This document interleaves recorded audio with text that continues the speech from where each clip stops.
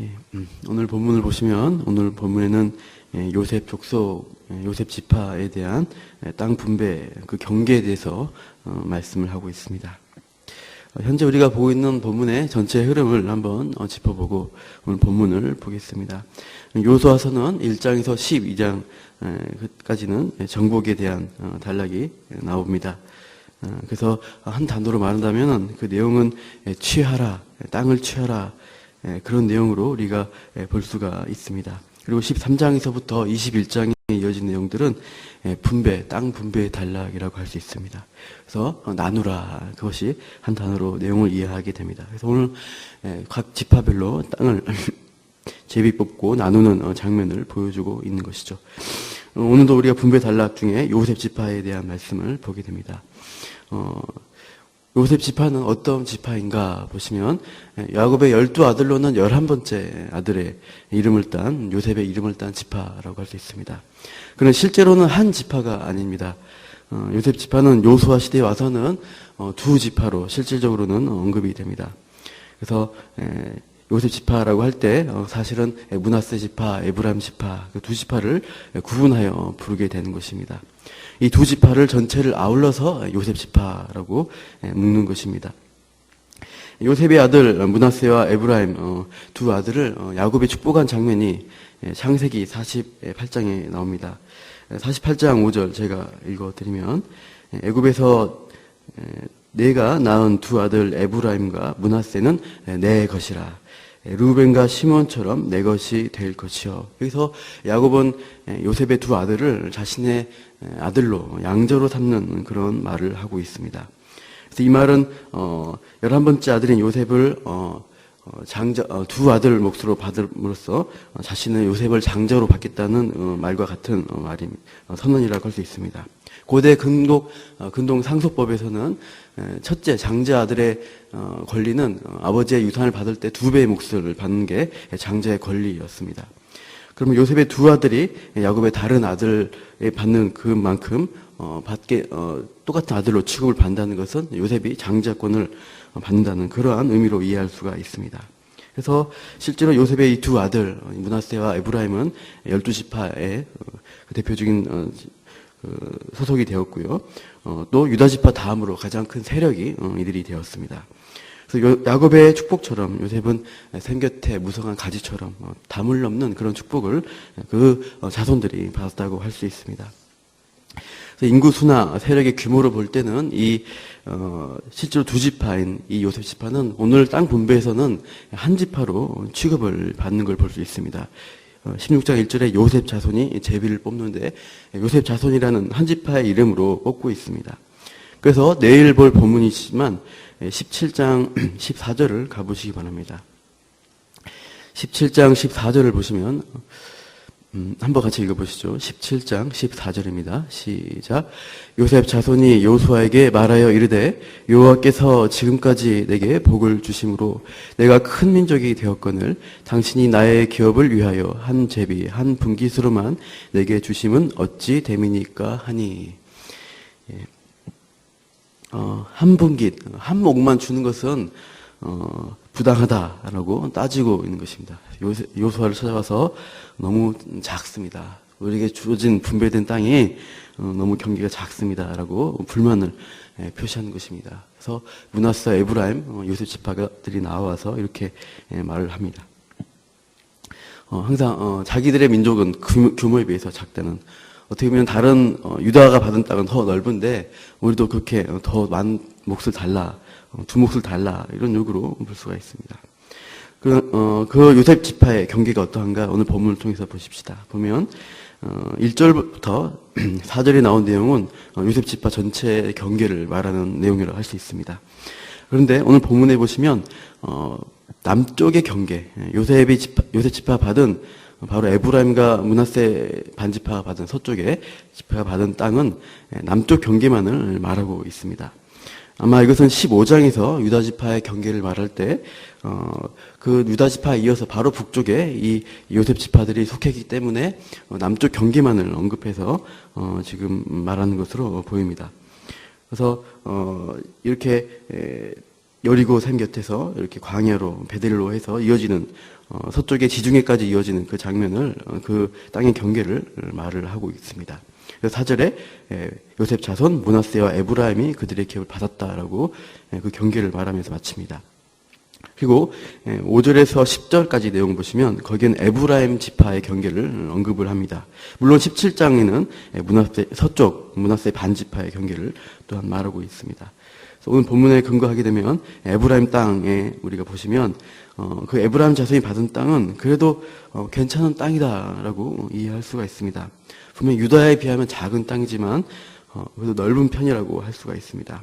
무엇보다도 이들이 받은 기업 땅 지명 중에 유명한 지명이 많이 있습니다. 1절에 보시면 아까 여리고라는 부분이 나와 있는 것이죠. 그래서 바로 이것은 에브라임 지파 속한 그 땅, 여리고로부터 베델 산지로 이어지는 그 장면이 나오고 있습니다. 여리고는 실제 나중에 베냐민 자손의 그 성 자체는 그곳에 속하지만 일단 경계로서는 에브라임과 연관되어 있습니다. 그리고 아이성, 베델성들 여러분 이 성의 이름을 기억할 때 우리가 무엇을 떠올립니까? 요수아가 첫 정복했던 그 땅, 강력한 가나안의 성들을 기억하게 됩니다.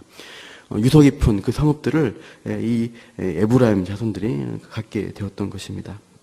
그리고 무엇보다 6절을 보시면 6절 중간에 그들의 경계 가운데 동쪽으로 돌아 다하낫 실로에 이르러라는 부분이 나옵니다. 이 실로란 지명은 이스라엘 역사에서 굉장히 중요한 곳입니다. 이것은 이스라엘 영적 고향이라고 할 수가 있습니다. 18장 1절을 한번 가보시기 바랍니다. 18장 1절을 보시면 한번 읽어보시죠. 18장 1절입니다. 이스라엘 자손의 온 회중이 실로에 모여서 거기에 회막을 세웠으며 그 땅은 그들 앞에서 돌아와 정복되었더라. 실로란 것은 이스라엘의 회막이 광야 출애굽 시대에 여기저기 이동하면서 설치했던 그 회막이 실로에 설치가 되는 것을 보게 됩니다. 나중에 예루살렘 성전이 세워지기 전까지 이 실로가 이스라엘 영적 고향, 영적 중심지가 되고 있습니다. 그만큼 에브라임 자손 지파가 위치한 그 땅은 굉장히 중요한 장소라고 할 수가 있습니다. 그래서 우리가 요셉 자손 중 에브라임 자손의 땅에 대해서 또 그들에 대한 태도에서 우리가 교훈을 얻을 수가 있습니다. 바로 영적 기업을 발견하고 소중하게 여기라는 것입니다. 이들이 눈에 보이는 우리의 땅의 넓이, 어떤 그런 좋고 나쁜 거, 이것을 바라볼 때 불만과 불평이 나올 수가 있습니다. 하지만 하나님이 그 땅 가운데 계획하신 특별한 영적 지역이 있다는 것을 안다면 그것을 발견하고 우리가 감사할 수가 있다는 것입니다. 넓은 땅덩어리만이 중요한 게 아니다. 좁은 땅덩어리고 남보다 못해 보이는 기업일지라도 하나님이 주셨다면 그것에 하나님의 뜻과 계획이 있는 것을 확신을 해야 했습니다. 특히 이스라엘은 신정 국가입니다. 하나님이 통치하는 나라입니다. 그래서 땅 자체보다 하나님의 통치권이 또 하나님 백성이 어떻게 그 말씀 가운데 살아가느냐, 그 문제가 더 중요합니다. 참으로 거룩하고 신실한 하나님 나라 백성으로 살아가느냐, 하나님이 함께 하셔서 승리하는 그런 삶을 살아가느냐, 이게 중요하다 이것입니다. 그래서 이것이 요셉 지파 또 에브라임 지파에게 중요한 하나님의 어떤 말씀이었고, 우리 남문교회 성도들 또한 그런 하나님의 기업을 우리가 누리고 찾아가야 할 것이다는 것입니다. 그래서 우리에게 주어진 사업장이나 우리가 가지고 있는 영적 기업들이 그 가운데 하나님이 주신 특별한 뜻과 의미를 발견하면 우리가 감사할 수가 있고 또 하나님이 또 역사하신다는 것입니다. 그러나 문제가 더 큰 문제가 10절에 보면 나와 있습니다. 우리 10절을 한번 읽어보겠습니다. 시작. 그들이 게셀에 거주하는 가나안 족속을 쫓아내지 아니하였으므로 가나안 족속이 오늘까지 에브라임 가운데 거주하며 노역하는 종이 되니라. 에브라임 지파는 나중에 이제 므낫세보다 더 높임을 받게 됩니다. 야곱의 축복처럼 야곱이 므낫세가 장자였지만 에브라임을 더 높여서 야곱이 이렇게 안수를 합니다. 나중에 축복할 때 창세기 48장에 보시면요. 그것은 에브라임을 더 높이 세우는 어떤 그런 계획이 있었던 것이죠. 그래서 에브라임 지파로부터 실제로 북이스라엘 왕국이 주도적으로 나오게 됩니다. 그래서 아주 강력한 북이스라엘 왕국을 탄생한 지파가 되는 것이고, 하지만 왕국의 문제는 내부로부터 썩어간다. 처음부터 이 잘못된 단추를 끼우고 시작하게 됩니다. 바로 여로보암 왕이 분열 왕국의 첫 왕으로 시작하는데 그 왕이 가장 북쪽 단과 가장 아래 베델에 금송아지 우상을 세우면서 시작을 하게 됩니다. 그래서 그러한 우상 숭배 문제들이 이 북이스라엘, 특별히 이 오늘 볼 수 있는 에브라임 지파의 태생에서부터, 이 땅의 문제에서부터 발견을 하게 됩니다. 바로 게셀이라는 그 성읍에 거주하는 가나안 족속을 쫓아내지 못하는 것입니다. 가나안 족속을 철저히 하나님께서 멸하라 하신 것은 그들의 우상 숭배의 문제, 종교의 문제, 문화의 문제가 있기 때문입니다. 그래서 그것들을 영향받지 않도록 하기 위해서 철저히 그들을 진멸하라라고 하셨는데, 오늘 이제 10절에 보시면 가나안 족속을 쫓아내지 않고 종으로 삼고 있는 것을 보게 됩니다. 뭔가 당장은 편안하고 당장 그들을 종으로 쓴다면 유익한 일이 많이 있습니다. 편안한 일들이 있습니다. 하지만 나중에 닥칠 결과로는 굉장히 좋지 않은 영향을 받게 된다는 것이죠. 오히려 가나안의 문화의 영향을 받아서 이 에브라임 지파가 하나님의 책망을, 하나님의 백성으로 살아가는 길을 잃어버린다는 것입니다.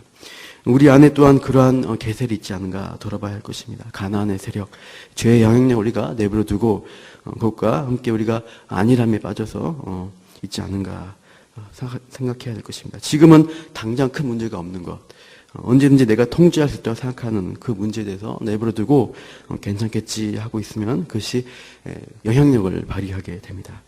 예수님 말씀하신 것처럼 누룩을 주게 되면 그 누룩이 점점 퍼져가게 돼서 우리의 신앙을 무너뜨리는 그런 결과를 낳게 할 수도 있습니다. 우리 신앙생활의 가장 큰 적은 고난이나 어려움이 절대 아닙니다. 사업의 실패, 질병, 또 불합격하는 일들, 그런 것들은 오히려 우리가 더 기도하고 하나님을 붙드는 신앙을 더 발전시키는 그런 계기가 될 수가 있습니다. 더 큰 문제는 큰 싸움이 지나고 평안할 때가 문제가 됩니다. 내 힘으로 해도 될 것 같은 그런 안일한 자세를 갖고 살게 될 때 우리 신앙생활에도 그런 안이함과 죄의 문제들이 영향을 미치게 됩니다. 우리가 중독이라는 것들을 술이, 알코올이든 또 게임이든 여러 가지 사람에 대한 중독이든 참 많은 중독들이 이 시대에 있습니다. 또 정신병 것도 있는데 이것들이 왜 문제가 되냐면은 그것을 스스로가 인정하지 않을 때 그 중독이나 정신병이 문제가 된다고 합니다. 내가 그 문제점을 알고 인정한다면은 그때부터는 고칠 수 있는 의지가 생기는 것입니다. 하지만 그것이 문제가 아니다, 괜찮다라고 내버려둘 때는 개선의 여지가 없기 때문에 더 심각하다는 것입니다. 우리가 오늘 본문의 말씀을 통해서 볼 때 우리 안에 계절의 문제, 우리 안에 다 내버려둔 안일함의 문제들이 있다면은 그것들을 인정하고 싸우는 의지들을 우리가 다시 회복을 해야 할 것입니다. 우리 시대의 가나안의 문화 가운데 살고 있습니다. 가나안과의 싸움을 우리가 하고 있지 않다면, 너무나 편안한 삶을 살고 있다면은 우리가 언젠가는 그들의 영향을 받아서 무너지게 됩니다. 우리가 신앙과 정신을 가지고 우리의 정체성을 하나님께 두고 우리가 싸움을 해 나가야 하는 것입니다. 우리 집안이 기독교 집안이고 전통적으로 잘 믿어온 집안이고 내 직분이 집사, 권사, 장로이기 때문에 목사니까 괜찮다라고 하는 것은 위험한 것입니다. 양지에 가면 총신대라는 신대원이 있습니다. 거기에 보면 비석을 보면은 그 비석에 5가지 교훈을 가지고 있습니다. 보면은 두 번째 교훈부터 보면은 이렇게 돼 있더라고요. 학자가 되라. 세 번째 성자가 되라. 네 번째 전도자가 되라. 5번째 목회자가 되라. 이렇게 돼 있는데 첫 번째 교훈은 신자가 되라입니다. 신자가 되라. 너희들이 목회자나 학자가 되기 전에 신자가 되어야 한다는 것이 신학생을 두고 하는 교훈인 것입니다. 우리가 속한 기관이나 교회, 직분, 가정 배경에 안주할 것이 아니라 나 자신이 진짜 신자인가 이 고민을 하면서 오늘 우리가 선한 싸움을 해나가는 우리 남문교회 성도님들 되시기를 소망합니다.